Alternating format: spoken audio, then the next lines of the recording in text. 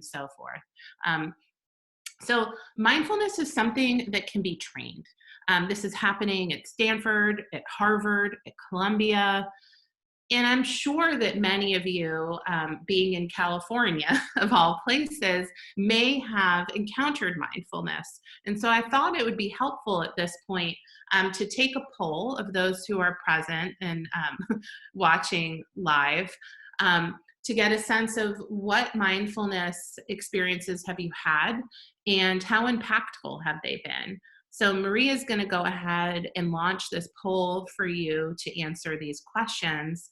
And then I'll keep talking. And then we'll look at where we are as a group in a few moments after we uh, get through it. There we go. So just moving this slide over.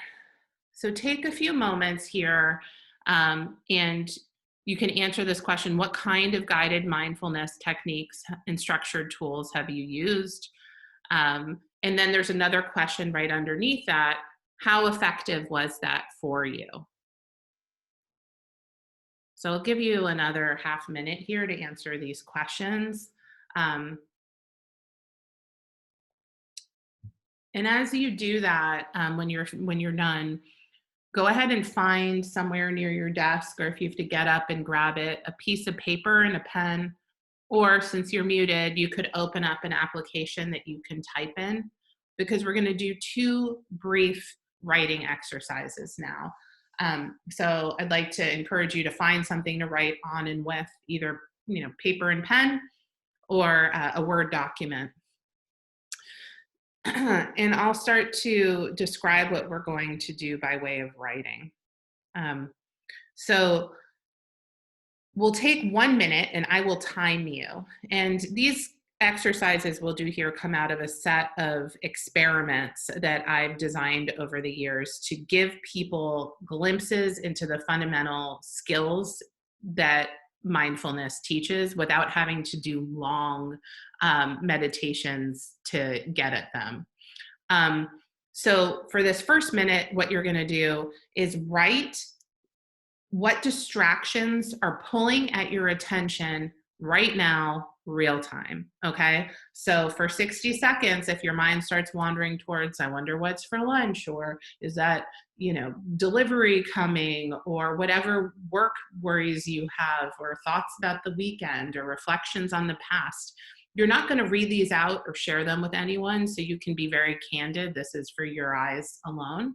But it's a way of seeing what is happening for yourself real time. And we'll talk about how this relates to mindfulness in a little bit.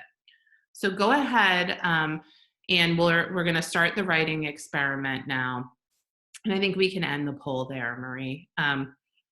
So 1 minute, and I'll cue you at 30 seconds and when the minute is done.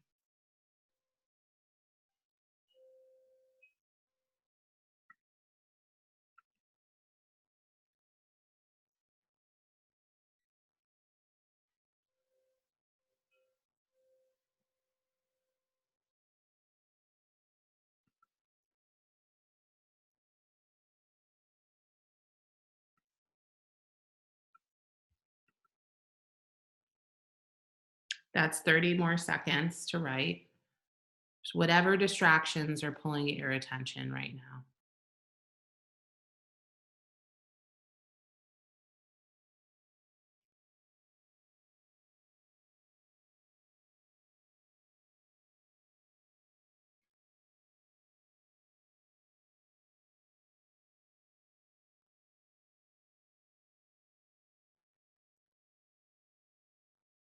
Okay, so that was 1 minute. And the debrief question that I want to raise for you is: what stood out to you about bringing attention to prominent distractions? And I'd love for you to go ahead and write some response to this in the chat bar. So what stood out to you when you wrote for 60 seconds? If you were to skim back over it now, take a quick look at what came out. What themes do you see? What do you notice?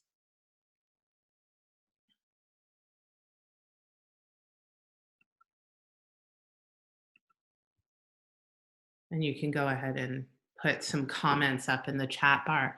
Anxiety, lots of items on the list. Yes, the sheer extent of it. Critical self talk, negative self talk, and that's a topic we focused on in self compassion. So much stuff on my mind, the amount of stress created, how many different things I'm storing while I'm trying to focus, fear, feeling paralyzed. Am I doing enough? Tons of stuff, juggling so many things, lack of communication. So do you see recognition of the of richness and complexity, fear of unknown, not used to being to working from home, lots of domestic concerns.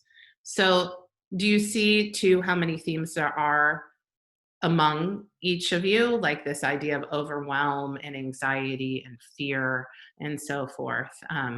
There's a lot in common in these answers. And one of the topics I'll talk about with respect to mindfulness in a few minutes when I give you the conceptual overlay for the topic is this notion of meta awareness or metacognition. The ability to be aware of what we're aware of is a key skill that comes out of mindfulness. And when you do this writing exercise, you're not seeing that your thoughts go away or concerns go away, which many people equate with mindfulness. In fact, what you're seeing is what is happening for you, which is actually what mindfulness does. And getting this distinction really clear, that mindfulness doesn't mean you're not going to be anxious, but that it's going to give you a different perspective, that you're aware that you're anxious, which is that self-awareness, metacognition is what gives us access to that space that Viktor Frankl was talking about, the space that gives us an ability to choose and to move towards freedom in action. So one more writing exercise we're going to do here for another minute. This one, I'm going to ask you to direct your attention for the 60 seconds towards examples of compassion that you have experienced directly, perhaps that you've read about in the news that touched you, or that you're aware of through friends. So focusing your attention on compassionate acts in this pandemic, in this time of crisis, for 1 minute, and try to capture some of those in writing. And I'll time you, and I'll start that now. I'll let you know at 30 seconds.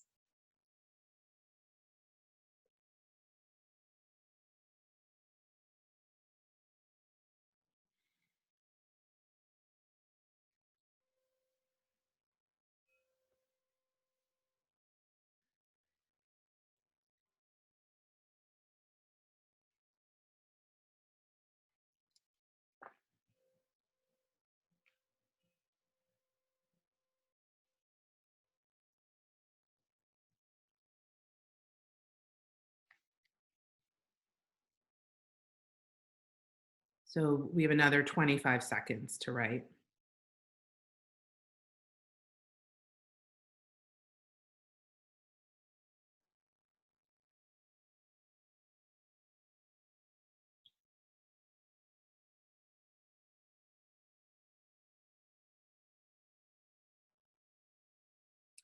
Okay, so you can pause there, even if you're in mid thought.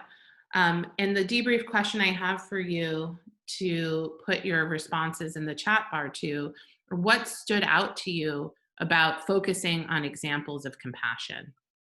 What was that like for you? We debriefed on the first minute. Now we're going to debrief on the second minute. You can put up in the chat bar, how did that feel to focus and think through what were all the examples of compassion you could come up with for a minute?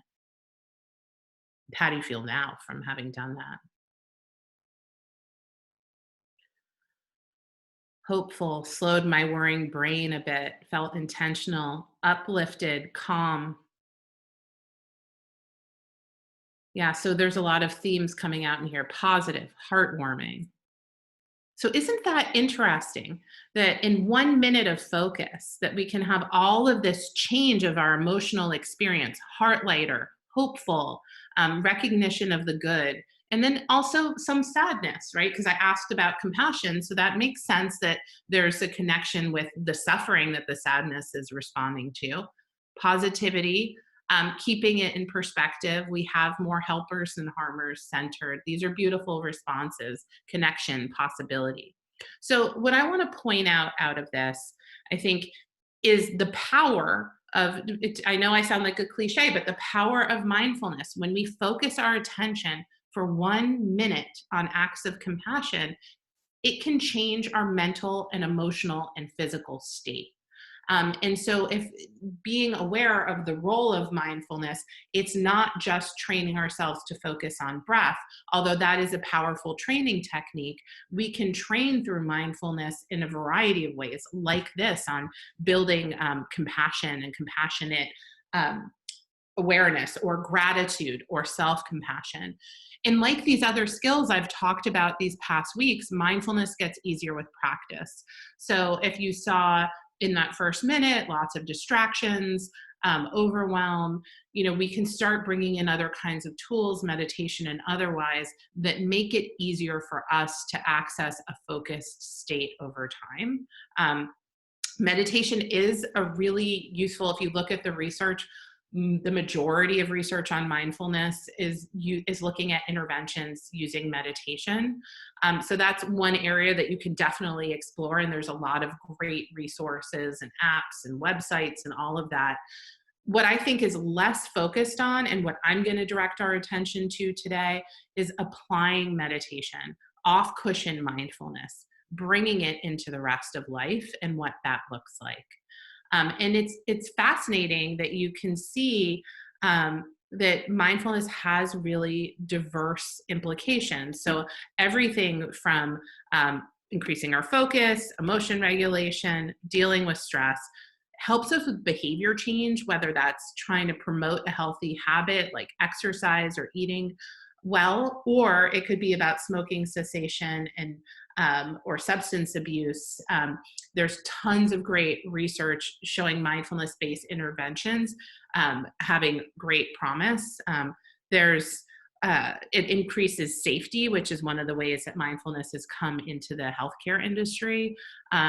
Chronic pain, emotional exhaustion, which is a sign of burnout, decision making improves. There's great studies on how to bring it into negotiations and decision making. We read other people more accurately. It improves our emotional intelligence and self-efficacy as well. So I want to show you back the results of the poll that we did. So so you can see the answers that you all came up with. A number of people have done breathing exercises, meditation tools, attention, focus, or release, mindful physical activity. And then many of you found it extremely or somewhat effective. And then there was a cluster who found it not that effective. And often I'll see that the not that effective or not at all effective group is higher. So that's interesting. To see that for this group, those of you who have tried it have found it useful. And I also want to make the point that if you've tried it and it's not useful, there's other ways to go about it. And that's part of what we're going to talk about. Before I get much more into the hows, I want to give you a quick snapshot of the science of mindfulness. So there's a ton of different biological markers being used in research, great stuff happening out of UCSF in the form of telomere lengths, and from diverse institutions looking at fMRI research, the increase of gray matter in regions of the brain associated with focus.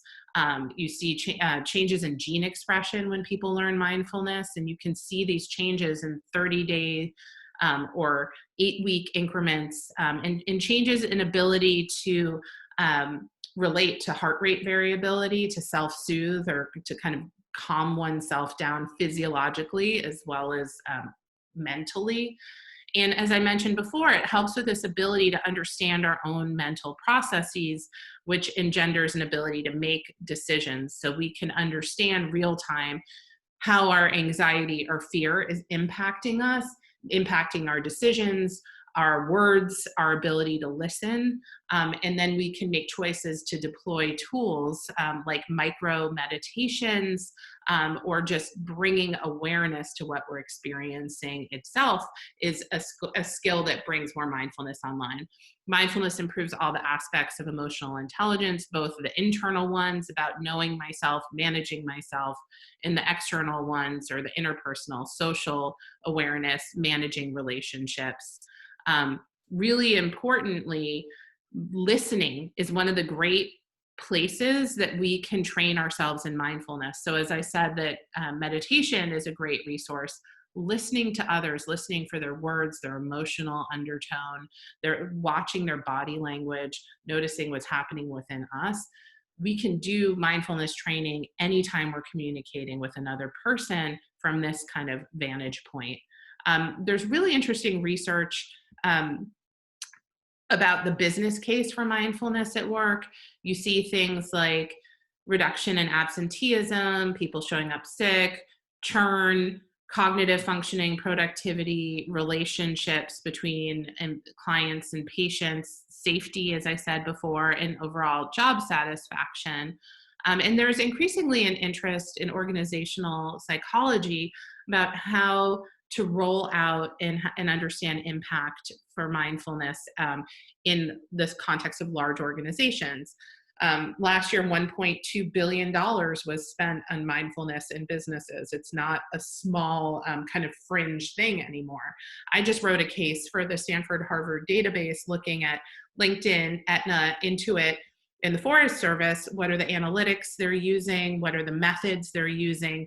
And also, what are the challenges and unintended consequences when you bring mindfulness in various ways? But I also want to speak to, I think this is a level that is easier to wrap our minds around for many of us. What if we translate mindfulness and resilience at this team level? So what happens if we want to think in terms of the 4 pillars of team resiliency? Self-awareness is one of the fundamental pillars, and that's one of the competencies that comes out through mindfulness training. Our ability to understand and rejigger the balance of autonomy and support. So nobody wants to be micromanaged. That is extremely stressful, but we also don't want to be cut off, and finding that dance, finding that right tension between supported and empowered. Structured R&R, now more than ever, people reporting, working around the clock, having really intrusive communications become the new normal. So what are we doing to make ourselves and our teams more resilient, to set norms that are sustainable? And then how are we rethinking what it means to build community remotely so that we have this connection, but also psychological safety? It can feel much more alienating to share a point of view or a dissonant point of view online when you're not in the room with someone and you can see them as a little inch-long figure in a Zoom room. It's very different to express concern or take a risk. So how do we do that now? And I wanted to share kind of 2 approaches just to give you a sense of what this might look like from a team perspective. So one example is a case study that we did at a children's hospital, taking a team beat where they each took our quiz, the burnout propensity quiz that I was mentioning before, look at it as a unit, analyze risks and strengths, had an internal champion who then went through a debrief guide that we created for them so they could have conversations like, some of us are becoming workaholics and working around the clock. Other people are avoidant. Another person is, a different strategy, laying it out there, having a discussion. So what do we do about this to improve the quality of our teamwork? And then we had a debrief with them to help identify tools and next steps. So that's one example of a small intervention you could do at your team level that would bring more mindfulness to the risks that the individuals are experiencing, but how that's fitting together as a team or a department. And then there's like much more in depth. This is an example of a research project we're doing at NASA, where we're using this much more comprehensive diagnostic to measure resilience risk factors, then setting up a cadence for teams to use with team coaching and having the team lead get a guide for how to help the people on their team, and then giving kind of bite-sized exercises and supports. And then fundamentally, like we were talking about last week, in the context of compassion, C-suite buy-in is critical. So getting, a pledge from your CEO, or having an example, or rolling up resilience data about what's happening in the teams and burnout data, so that leadership understands and takes the problem seriously, because ultimately it will impact productivity and engagement in a way that will translate to the bottom line. So I was thinking about our conversation last week, and I thought that might be helpful. People were asking, how do you frame this when you don't, it more at scale? So mindful management includes how you onboard, how you hire someone, how you think about promotion, what you value, how you communicate, as I talked about before, in pairs and larger groups, acknowledging and celebrating accomplishments, not just hitting a deadline or completing a deliverable and then moving on to the next sprint, but noticing and acknowledging makes a huge difference for the cultural tone. How do you give feedback mindfully and with dignity for the person that's receiving it, not reactively? How do we respond to struggles? How do we incentivize? And how do we set up our meetings and timelines? And this becomes a massive point of pressure right now, that timelines are super crunched, right? And everybody's workloads are high, and we're afraid they're going to get higher if we continue to have a job, plus how are furloughs and whatnot going to fit in. And then when people are fired, which is part of what's the reality of what's happening out there, the workplace unemployment is at the highest it's been since the Great Depression. What does it mean to fire someone mindfully, with respect, with awareness of what they're thinking and feeling, how it impacts you when you're the one who's delivering this message? It takes a toll, and everyone who's left in the team.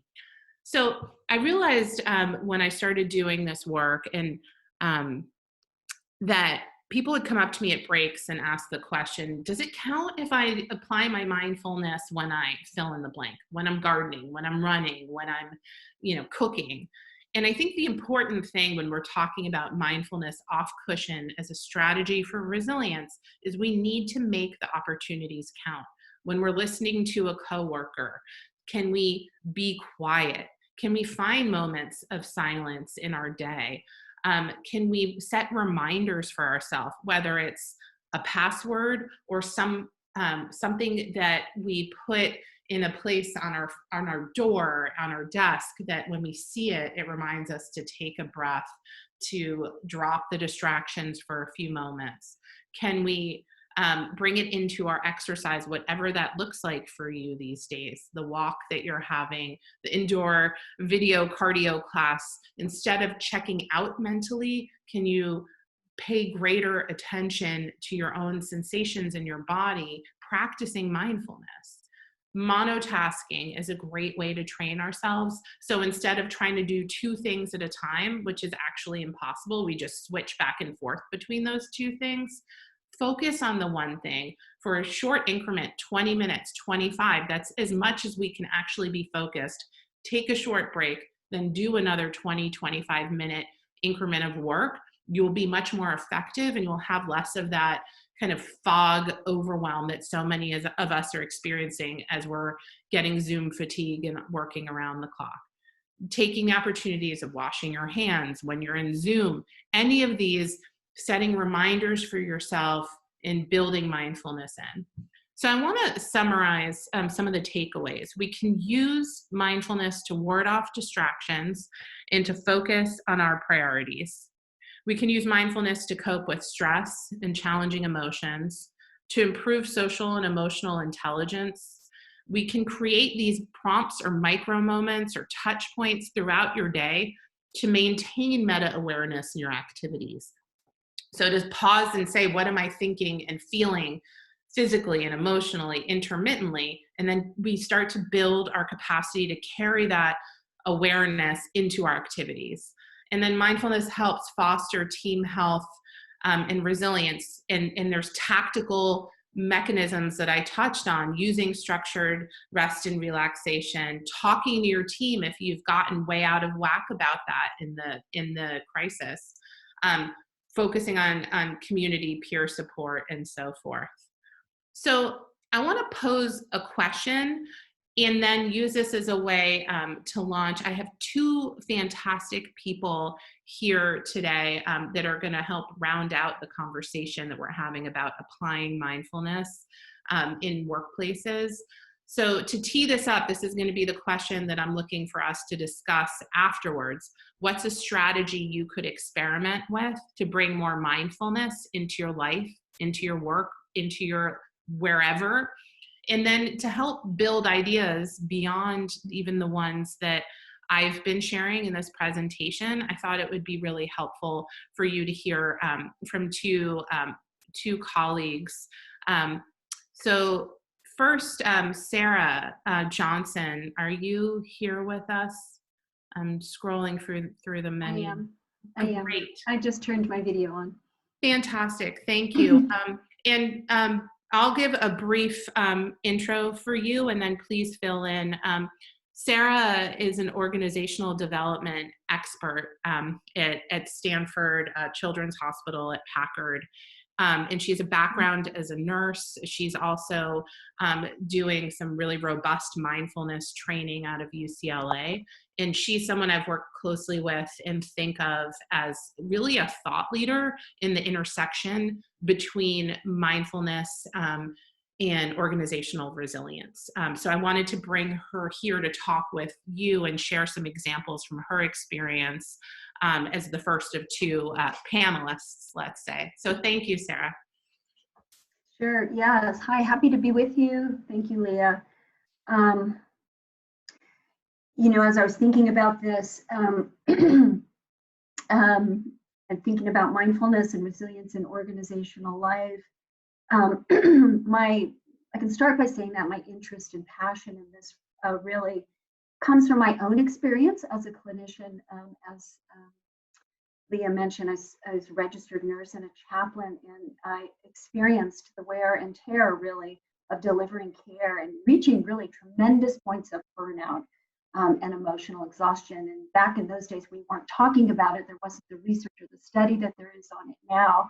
And I didn't really have the inner resources to manage the impact of the work, nor did my colleagues or the organizations that I worked for. And we just weren't paying attention to those kinds of things during those days, which in my case, this will date me, started as a frontline worker during the AIDS epidemic in San Francisco. So, you know, it led me to go study organizations. What was happening in an organization system? How did it support and develop people? And now this subspecialty, which feels really timely and relevant right now around mindfulness and resilience. Looking at organizations sort of from a strengths-based and a positive approach, and how does resilience and mindfulness really potentiate the well-being for people so that when they're at work, we're not just surviving, but we're actually thriving and flourishing and maybe even healing and transforming.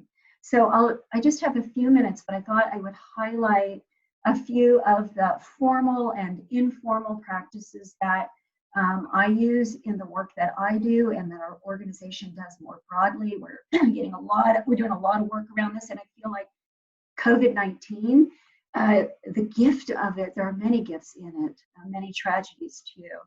But one of the gifts from my perspective is that there's an acceleration of desire and a willingness and an openness and a need, really comes out of a need for more resilience and more mindfulness, developing the capacities for those inner resources to use right now as we're living and working in these unprecedented times.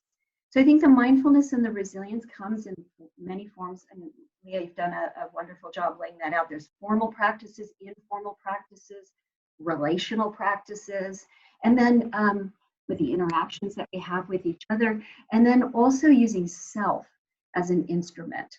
how am I showing up? What kind of presence am I have? What sort of skillful means am I using in the interactions in the meetings and the teamwork and stuff that I use? So I think there's so many points here of inflection and so many points of entry into promoting mindfulness and resilience.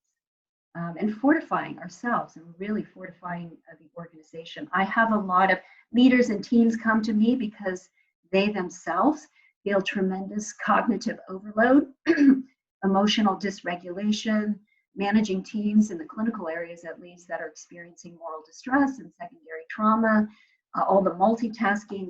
I'm not saying anything to you that I think is surprising or new. So some of the ways that I've worked with mindfulness and resilience in our organization is, first off, is bringing it to where people are and recognizing the value in a short and on the go and in the moment practices that can be formal and informal. So for example, helping leaders develop 2 or 3 minute practices that they can do themselves to pause, to stop. It could be breathing exercises. It could be focusing and paying attention on resilience. One of the ways that I'm working with teams right now is having them focus, just actually naming and acknowledging the ways in which they are resilient right now. What are they noticing that they're doing in response to COVID-19? And I find that mindfulness and resilience in particular, is this innate capacity and tendency for us. It's not a resource that we have to go find somewhere else, but that this is really a way to helping people to tap into that natural resource and tendency inside of them. So 2 or 3 minute practices that can be inserted in between meetings, in the beginning of a team meeting or a huddle or a town hall. And I find that even as you did in the practice with Leah, 2 or 3 minutes or even 1 minute is enough to actually reset people and downregulate or balance their nervous system. So those are some of the ways. I'll also work with teams designing experiences, much of like what some of the practices that you've done with Leah, to build resilience and mindfulness. Just recognizing here that we get to make a choice about what we pay attention to, and that what we pay attention to expands. So when we shift the focus for people and looking at gratitude, for example, I see as another mindfulness and resilience practice. What are the ways in which they're grateful? We have a number of our teams in our organization use a 5-minute gratitude journal, and they bring that into their team meetings or their huddles, or begin their huddles or team meetings with noticing places of gratitude and appreciation for each other. One of the ways that I see myself as an instrument of mindfulness and resilience is thinking about how to be mindful in all of the interactions that I'm in. So I don't know if you've had this experience, but I often find myself in meetings where we're working something out or solving a problem, and there will be 2 or 3 conversations happening.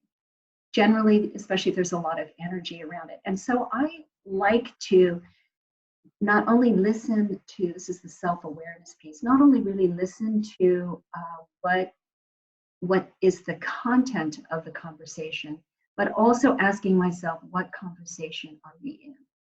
And is this the right conversation to be having? Are we paying attention to the right kinds of things? And then also as a self-awareness piece within for myself in a meeting is I might ask myself the questions, and I see these as mindfulness questions. Noticing when I want to say something. Is this the right thing to say? And is this the right time to say it? And am I the right person to say it? For myself, that's a really useful mindfulness practice. Nobody knows I'm doing that, but it influences the way that I behave and the way that I show up in meetings, recognizing that there are many impulses and motivations and energies we have that drive our behavior. So I think in that way, in those ways, we can be very powerful instruments of mindfulness and resilience. I don't know. I could share a lot more. There's a lot that we're doing in response to COVID around online check-in sessions, 20-minute online check-in sessions now. As for us, just as for many of you, the way that we're working is completely different unless you're showing up at the bedside. But most of my work is remote, and so we're doing these online check-in sessions for teams that are 20 minutes. They begin with a 2 or 3 minute mindfulness or resilience practice, followed by a question or a prompt that allows them to sort of tap into the human experience of what it's like to live and work right now, and give people an opportunity to share with each other, and then provide a tool that they can take with them. And that all happens in 20 minutes, and it works. It's surprising. It's sort of like they drop in, touch each other, touch a place within themselves, and touch each other, and then boom, they go in 20 minutes. My experience of all this working remotely and Zoom meetings is that it's mostly transactional. It's forcing us into more heavy-duty transactional interactions, and those are important and necessary, but they can be very depleting over time. And so these 20 minutes that we do are really reserved for people to sort of do, heart to heart, or sort of touch each other, relate to each other in different ways. Do you want me to keep going, Leah, or I know you have somebody else? I mean, there's just well, maybe what we can do, drop-ins and all kinds of other things too. Maybe what we'll do is pause there, but I'm running out of time, and people can also feel free to put questions in the chat bar if you have specific follow-up questions, and we'll come back. You can come back in the discussion. Okay. All right. Thanks. Thanks so much, Sarah. And maybe I'll go ahead and introduce Dr. Kelly Callahan, who is a dear friend and mentor, a child abuse pediatrician, and also a leader in LA County DHS. And add anything else to your bio that I'm leaving out that's critical. But thank you so much for joining us, Kelly. And I was hoping that Kelly can speak to how she's working with her teams and in using mindfulness in application in the work that she's doing, because I know this is a topic she's done a lot with. So thanks, Kelly. Yes, hello, thank you so much for having me. I'm just gonna briefly talk in 10 minutes sort of about kind of the boots on the ground and how I use mindfulness. So just taking it back just a little bit. I finished fellowship, and about 2 years later, my mentors, I had 2 mentors, they both decided to quit and put me into the leadership position that I felt completely unequipped for. So that is how I figured out really quickly that I needed some skill of some level and to be able to get through it. And that's when I started practicing mindfulness. A lot of it came from my husband had already sort of started a practice. And so I started because I just felt completely out of control. I was pregnant with our 3rd child. I was in this new leadership position, and I was a brand new child abuse pediatrician. So I was trying to deal with all of that at the same time. So here comes mindfulness, and what it has done for me, at least in a clinic, and I don't know, those of you that know about medicine, it can be, as you're being trained, and thank goodness we're changing things, it's pretty much put your nose down, you go, you go, you go, you don't feel, you don't respond, you may have to react if someone's dying, and nothing, you just go. And then sometimes you just deal with the mean doctors giving you all this feedback, especially when you're training. So that's kind of what I came out with, which doesn't sound great, but that's sort of the culture that we had been trained in. So that is sort of how I started, and I realized that that wasn't serving me. I wasn't happy. And I didn't want to be that kind of mentor, or I didn't want to live that way. So what mindfulness did for me was to get me in touch with feelings, and that I actually have them, and it's okay to have them. And that has helped me lead, especially in the area of child abuse, which can have some pretty traumatic situations, that it's okay for my colleagues to be feeling and and now I recognize that, where before it's just, it was avoidant. We didn't really talk about anything. It's given me the ability to want to give feedback, because I recognize that feedback for me was really hard, because I didn't want to, number one, I didn't feel I was good at it, and I thought I was hurting people's feelings. And then I realized people need it. Mindfulness really helped me jump over that hump of actually being able to give effective feedback. And in those sessions, to feel comfortable to be uncomfortable. Like, I remember very distinctly a feedback session I had to give not too long ago to a brand new child abuse pediatrician who had some rocky cases, and she didn't quite make the right decisions. And I had to go in and give some pretty tough feedback on what kind of we needed to do. What helped me get through the whole thing is feeling like, this feels really yucky, and it's okay to feel this way. And it allowed her to really open up. And actually, she just had her first child. She told me that she will never forget that feedback session, because what it allowed her to do was open up to her emotions. She cried. She felt okay about it. I said, it's okay to feel this way. And we worked out a plan. And from then on, she has done amazing. But had I not been able to get in touch with my feelings on how it kind of felt and be willing to take that step to do this feedback session with her, we would have had a completely different relationship, and her quality of work would have not been where it could have been. And I would have done a huge disservice to her. So that really helped me recognize how important this practice is. I think I should also be honest that my practice waxes and wanes. So I have a formal practice where I try to sit 5 to 20 minutes. And since COVID started, I haven't done much of that at all. And I've allowed myself compassion for that, because I know that we're all dealing with a lot. Coming back to other, but I have been doing a lot of in the moment practices, which have served me well and has helped serve my team. I hope, as you can imagine, my team right now, when COVID first came down and we were all, those of us that are in medicine, had to start redoing protocols, figuring out what are we going to do if crisis X, Y, Z, A, B, C happens, and then what are we going to do if none of those happen, but crisis P happens. It really was sort of this crazy thing, and I could really just feel the tension in my clinic rising and rising, just lots of chatter, lots of fear, so much fear, uncertainty of change.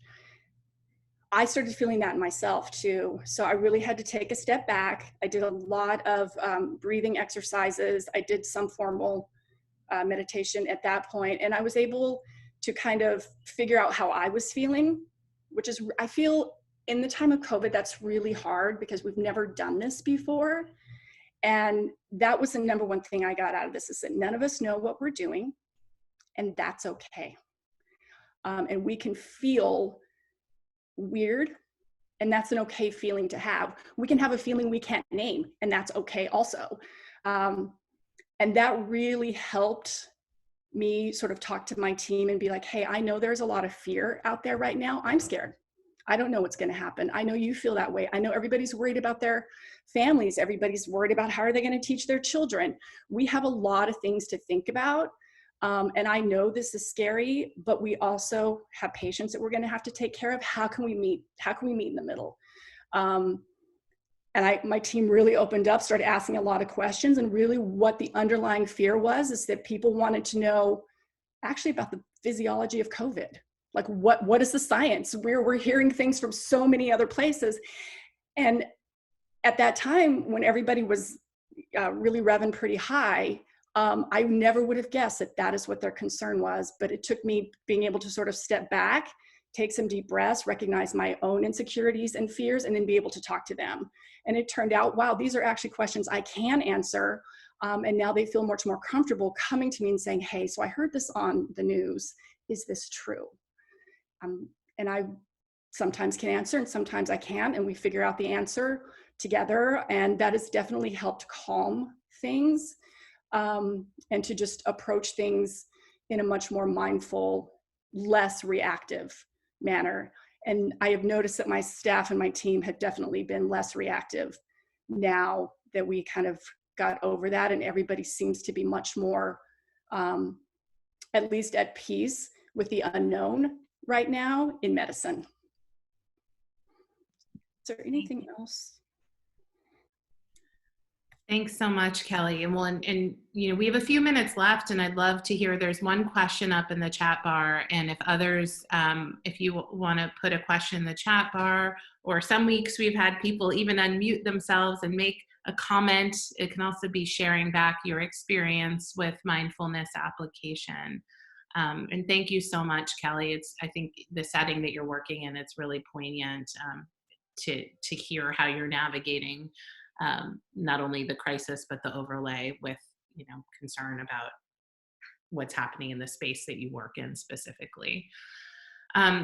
Sarah, I see that there's one follow-up question here already about for the 20-minute sessions you spoke about. Could you give some examples of questions that you use in those sessions? Yeah, I shared one example with someone. One of the things we'll pose for folks is sort of looking at the cardinal, if you will, emotions, mad, sad, glad, or surprised, and asking folks, what am I mad, sad, glad, or surprised about during this time? Recognizing here that as human people, we can have a full range of emotions and often at the same time. So it's an opportunity for people to reflect on that and where they're at, and then be able to share with each other. And what I'm finding is that in the sharing, it's very affirming for people, like, yes, I feel that way too. And it's a way that people really connect with each other. So that's one example. Sometimes we'll ask some questions about change process and where people are at, what are they needing to let go of. That's another example. Sometimes I'll ask people, as I mentioned earlier, to reflect on the ways that they are being resilient, or how they're noticing either the organization is being resilient or how their team is being resilient, and they have some conversation about that. Again, they're 20 minutes, so it's pretty quick, but it's kind of enough time to just sort of tap in and tap out, if you will. I hope that helps. Thanks so much, Sarah. And Kelly, I wonder if you have any discussion starter kinds of questions that you can recommend that you found helpful with your team as well. Kind of, I guess, I definitely have tried to tap in more into recognizing each of my team members as a whole person, as opposed to just my nurse practitioner or my other doctor. So a lot of the questions that I either talk to individually or in small groups is sort of even just opening up, because in medicine, none of us ever really talk about what's bothering us or how are we feeling. So I definitely, and especially with cases, we just had a rough case, and basically questions like, you know, how are you feeling right now about this? And then tell me more and why. You know, in child abuse, and especially with this COVID stuff, we're not seeing as many kids as we want to, because they're all in the homes. And so everybody's having a lot of anxiety about that. And I'm trying to be as open as we can about, I know this is hard right now. What are you thinking and how are you feeling? And especially when we have a rough case like we just did, basically I asked my doc, I'm like, you sound like you're upset about this. Why? She's like, I feel like I didn't do it right. And then we can open it up from there. Thank you so much. Well, and I think that, you know, these having kind of practice with examples of discussion starters feels like actually a very tactically useful place to put some of our attention, because I think for many of us, there can be moving out of the tactical mode. So how do I do this? How do I start addressing what people are feeling emotionally, or how they're experiencing anxiety physically? Many people aren't sleeping well right now, you know, things like that. So these examples of, you know, mirroring, I see, you know, you seem upset, can actually, you know, be in the right context, right? And that's why I like, you know, this, you've prefaced with when we're alone or one-on-ones. you know, and Sarah's point about when, and am I the right person? Is this the right time to ask these questions? These are all overlays we can bring practically into our interactions. So thank you so much, Sarah and Kelly. And, you know, I just want to take the last few moments to wrap up. So this is the 4th week of the series that we've done, and it's really touching to see in the chat bar how many people have been feeling a part of a community. I love that comment there. Thanks, Jeff. And it's been great to see you every week. And it's really, you know, I think bringing these topics into dialogue with community is the way that we build not just awareness of things like mindfulness and compassion, but skills and ability to practice them. And so I really want to encourage people as a next step to find communities of practice. We all need them. And that doesn't just mean meditation practice. It's finding like-minded people in similar work, like through this network, that you can develop the skills and also face the challenges and then work through those together and have the support to make it a practice that unfolds over time, because these are all big lifelong life skills, really, that make us more resilient as soon as we start practicing them, but we need to practice them. So I'll pass back over to Marie, but I just want to thank you all so much for showing up week after week and bringing your intellect and your hearts to this community. Marie? Thank you so much, Leah, and thank you so much, Kelly and Sarah, for sharing your experience about applying mindfulness on this session. So I've launched a poll, and my colleague Rebecca also put a question in the chat box. Just how can CIN continue to support you and your work around resilient leadership? Please let us know. We want to continue to do that. Again, this webinar was recorded, and if you are looking for additional technical assistance offerings from CIN, you can go to our website at www.chcf.org/CIN. Thanks everyone for joining us. Thank you. Thanks for having me. Good to be with you all.